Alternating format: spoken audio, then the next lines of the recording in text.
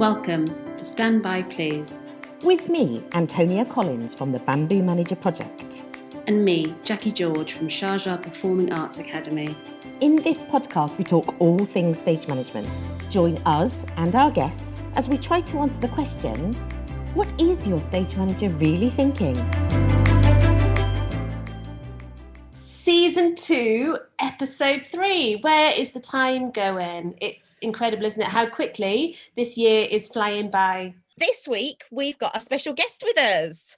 So we would like to introduce, drumroll please, Gareth Hewlands. So Gareth is a friend of myself and of Jackie's that we've known for a long time. But I thought it would be really interesting to have Gareth on the podcast today to tell us a little bit about his world of work and to talk a bit about the differences in the soft skills between working as a stage manager on a theatre show and working in large-scale events, which is what Gareth specialises in. Well, thanks so much for having me. Really nice to be here. Well, I started at drama school where I met Jackie almost 20 odd years ago, which is very scary. About 21 years ago. And through school I'd done a lot of lighting design, had a great drama teacher who let us do kind of lots of brilliant shows, but I went to Mountview because it was all the different disciplines. But I went in very much thinking I was going to be doing lighting design, but came out in stage management. Absolutely loved it. Did the usual route that most of us did and went to Edinburgh and did a show there for no money.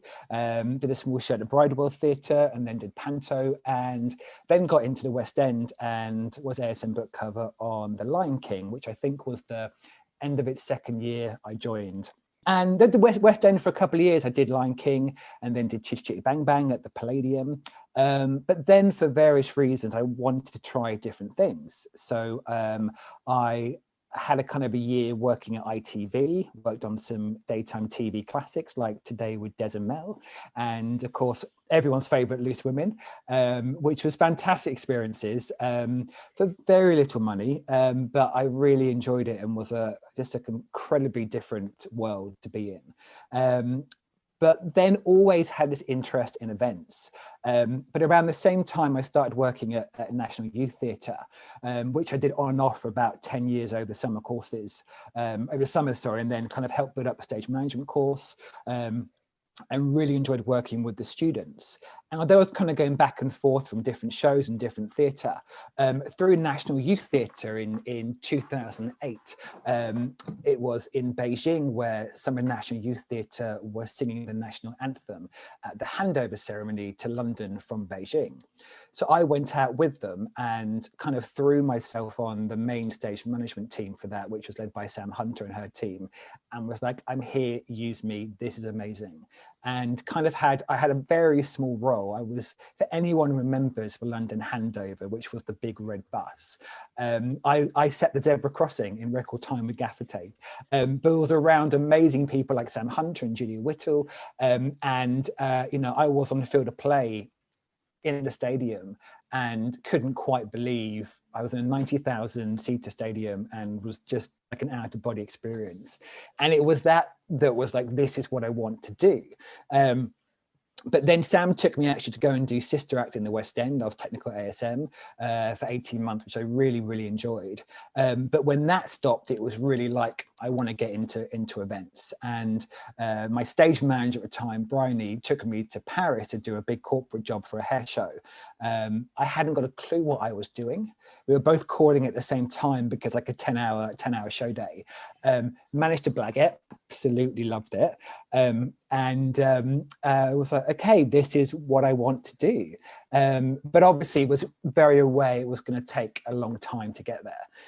So the next couple of years, I was doing a lot of depth work in the West End. So in any week, I might be doing 11 shows a week, which you might think is impossible, but actually when you're working on shows with different matinee days, you can do a lot of shows. So in any given week, I was doing Lion King, Wicked, Phantom of the Opera, Viva Forever, which was really fun to do for a year, but gave me flexibility. So if there was an event job that came up, I could go and do it. And it just really progressed from there. Was given some amazing opportunities by friends recommending me for jobs. The work just got bigger and was very fortunate to be in some great positions, and people, I guess, must have liked me because they took me to other shows. And that sort of led to creating a company, which was never ever the plan. I have a small company called Q2Q, and we supply teams for shows. And that literally came about from the fact that producers were saying, great, you're going to come and be our show caller, but do you know any stage managers? And actually, it became quite clear, and from talking to producers, it would make our life a lot easier if you supplied the whole team. We can build your company, it makes it easier. And that led to me being able to basically be in multiple places at once. If I couldn't do a show, some trusted teams would go and work for that show. And that's sort of how that happened. I still feel incredibly lucky that I get to do the job. You know, last year was an amazing year. A show called the Special Olympics World Games in Abu Dhabi, and also the Southeast Asian Games in Manila. What do you think is different, or where do you get that buzz from in an event that you maybe were starting not to have as much enjoyment in theatre, do you think? Yeah, I think the simple answer is that with an event, you're doing generally a one-off show. You know, if you think about, you know, in the West End, I was doing 8 shows a week for, you know, a year and a half. And although you're doing, you know, one night you might be calling, one night you might be stage left, one night stage right, it's still the same show. And yes, it can be different. And when stuff went wrong, it was always fun, but I wasn't scared. Once you learned the show, you could deal with it. And I wanted to be scared and challenged. And I think that really is the big difference, because on any event, whether you're doing, I don't just do ceremonies, of course, they're kind of the key thing we love doing, but of course in between that we do the conferences, the launches, the award shows, and no matter what it is, they're pretty much going to be just a one day job. So you're only going to get to do it once. And I think that is the big difference, is that you don't have the previews, you don't have multiple dress rehearsals. And even on the really big shows, I have done really, really big shows without properly rehearsing it. I've said to the crew, seatbelts on, just follow me and let's see what happens. And for me, I love that. It's terrifying, but I love it. Whereas in theatre, you're going to have that rehearsal time. You're going to have 6 weeks in rehearsal. You're going to have plenty of tech. You're going to have previews. So I think that's really the big difference. It's that one opportunity to get it right. Actually, in events, you have to be quite brave because, like you say, that often there is very little in terms of rehearsal time, and you have to make decisions as you go quite a lot of the time. Yeah. You know, and I think that's part and parcel of it, isn't it? Is being, I can't think of a better word than brave. I'm kind of, do you know what I mean? I've never thought of it as being brave ever. Possibly stupid. No, never. I think it's no, I've never ever. I just think I get. I think I get away with it. I don't think I'm brave. It just excites me, and I mean, certainly I have to say, like, the first time I did anything, I would be, even a conference, I would be exceptionally nervous and stressed. I have to say, with experience, the smaller shows, I'm not nervous because I know how it's going to work. Certainly with the big shows, I'm screaming inside for nerves. I just don't show it. I don't think you can ever think you're like, I know I can do the job and I must be good at it. But if I went around saying I'm amazing at this, I would fall over straight away. But that's a different thing, isn't it? That's a totally different thing. You are good at it because you're experienced at it. You know what you're doing. You take it seriously. It's your profession. I also think it's like if you're doing a show, isn't it? I know what you mean about scale. If you're doing a small scale show, maybe I certainly don't go into it with that same sense of, oh, what's going to happen. But certainly on the larger scale events, or if you're doing a theatre show, then I feel if I'm a stage manager or calling it, whatever it may be, if I don't have that sense of, oh, let's see what happens, then the shows I go into where I'm maybe a bit blasé and like, yeah, want my hand for tea tonight, looking forward to going home, are the ones that are absolute car crashes because you're not sort of on the ball. What do you think? There are people that switch between the two industries, from theatre to, the events or conferences. And there are people who solely concentrate on that conference and event market. But what do you think is the most useful skill that you've sort of used and developed in theatre that you find the the most useful and transferable to events and conferences and such? There's definitely a few. I think definitely coming from a theatre background, you definitely learn how to work with a creative team in detail, and I think that's a really important thing because, and you know, a lot of events won't necessarily have a creative team. If it's a conference or award show, you have a producer who is creative, but you might not have that key core director person, which you certainly do on the larger events. So you may not be, I don't know how to word it. So if you've done a lot of events, you may not have had that much experience with a creative team. And I think you just, I guess from theatre, for me, I understand the process more. I understand, you know, the role of the director and how to work with them. And even though the show is massive, that one-to-one is still so important that you build that relationship very quickly and you can work together. But I think the thing that I always say, certainly when I teach as well, people talk about what are the big differences, particularly on show calling. I still say that, you know, if you're calling the smallest fringe show or the biggest Olympic ceremony, what you're doing is still the same. We're still saying stand by, we're still saying go, and we're still hoping it works. That doesn't change. I think the biggest differences that I would say are it's pressure and time. Those are the key things, because we've discussed already, the time can be a lot shorter. Now, some Olympics, so like when I did European Games in Baku in 2015, we were out in Baku for 6 months, loads of rehearsal time, loads of detail. But the Special Olympics, we had a much shorter time frame. Manila was a shorter time frame, and it completely varies why and how the schedules are done. So you have to be prepared that you may not have the full amount of time that you wanted to do, like particularly with the one-day jobs. And I do think the pressure can be bigger because a lot of it can come down to you on the day. Because yeah, if you're let's say you're show calling a theatre, you obviously want it to be right and you want to make it amazing. But you do have, I think it's fair to say, let's take a West End show, you do have weeks of previews where you can fine tune and things can be fixed a little bit. Obviously, you're still going to call the best show that you can do. But I think there's perhaps the pressure taken off a little bit because the opening night is not for another 4 weeks.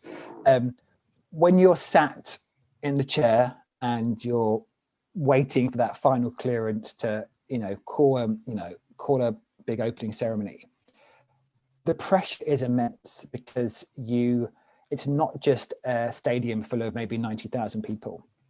It's also an audience perhaps of hundreds of millions of people.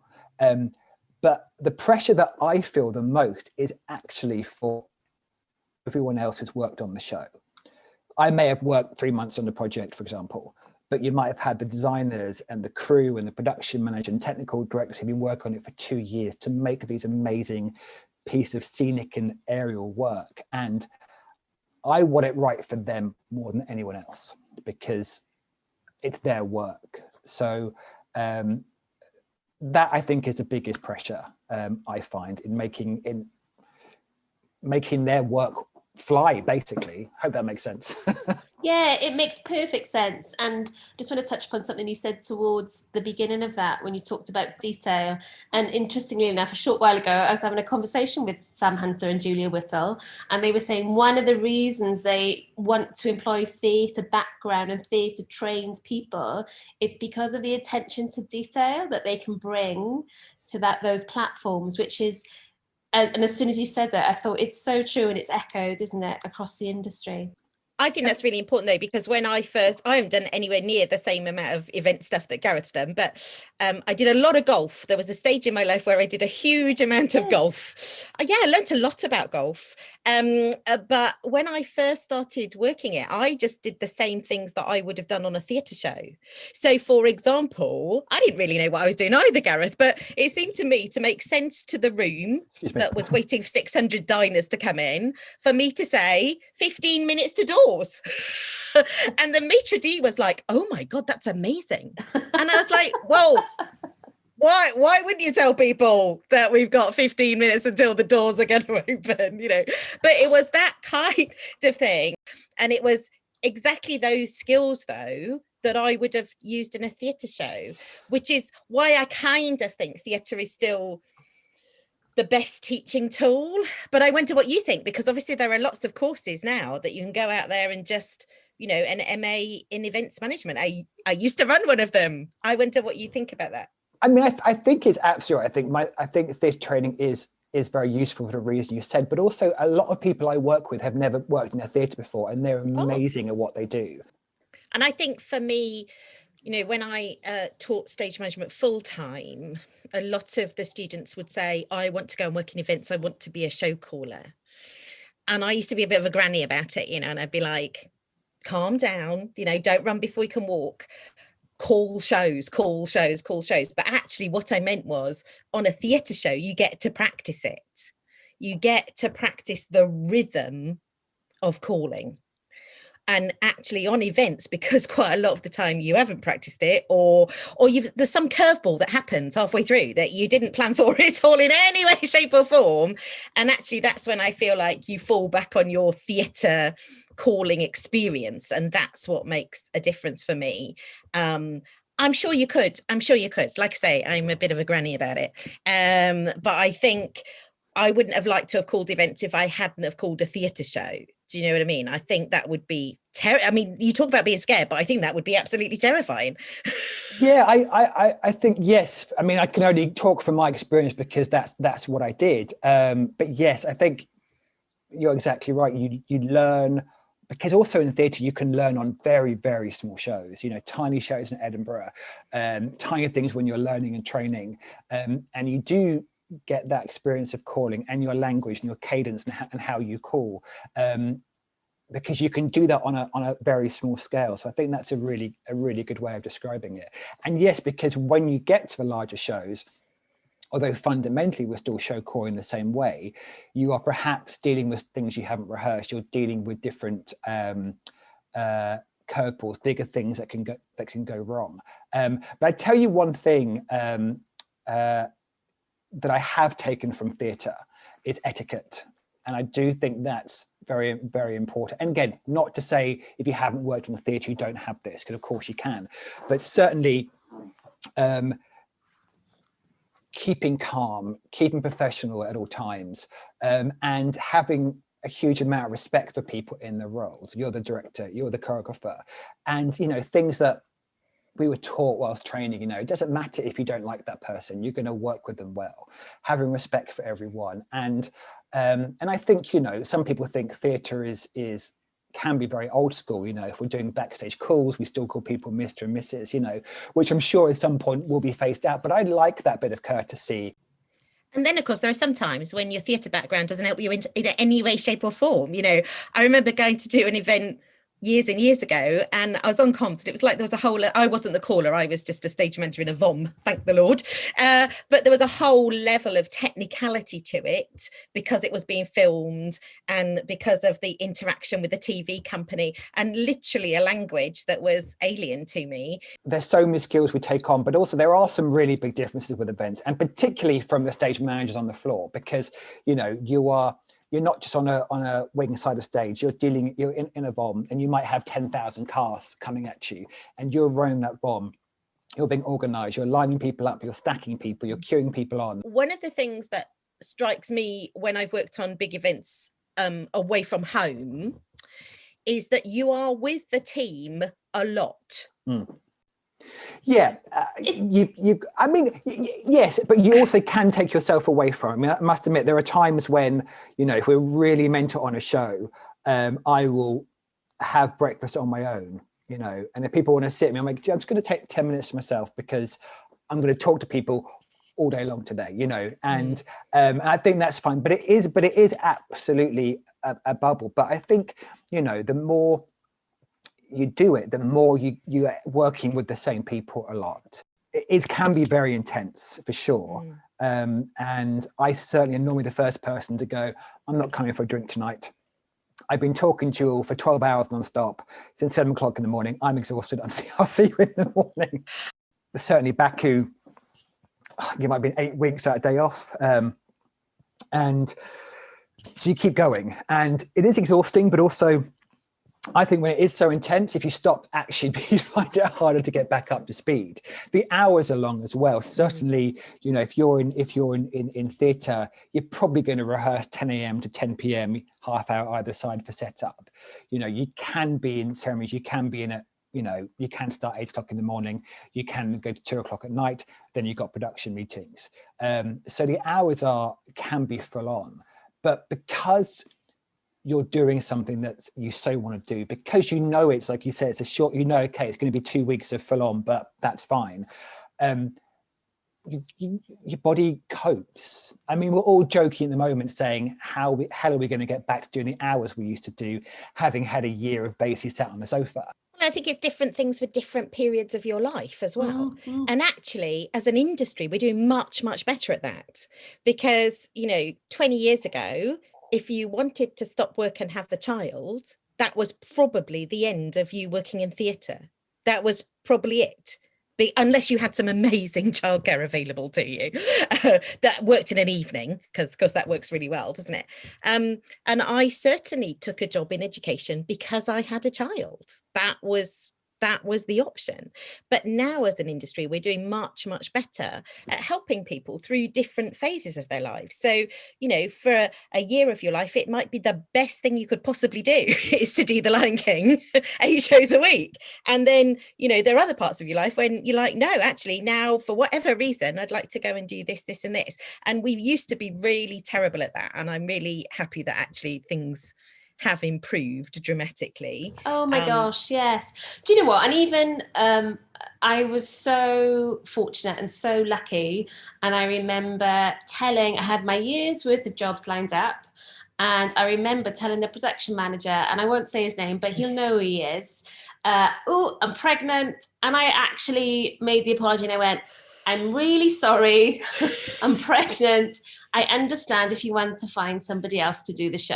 And he was like, what? No, you're doing it. Okay, that's fine. And I was on stage. It was a show actually that was part of the Cultural Olympics. And I was 8 months pregnant. The wardrobe department made me beautiful show blacks, maternity show blacks. And bless him, it was with Dave Toole, who's recently passed away. But I remember standing in the wings, me with my belly out here, completely supported by the entire company, and Dave saying to me, what do you look like? And I was like, thanks, Dave. So, you know, that was 8 years ago. And I think there is a massive shift in the industry to support that, which is refreshing and fantastic. I think there's still lots to do. I think there's still great headways to make. But, you know, I'll take the little bits where they are. Yeah, and Absolutely.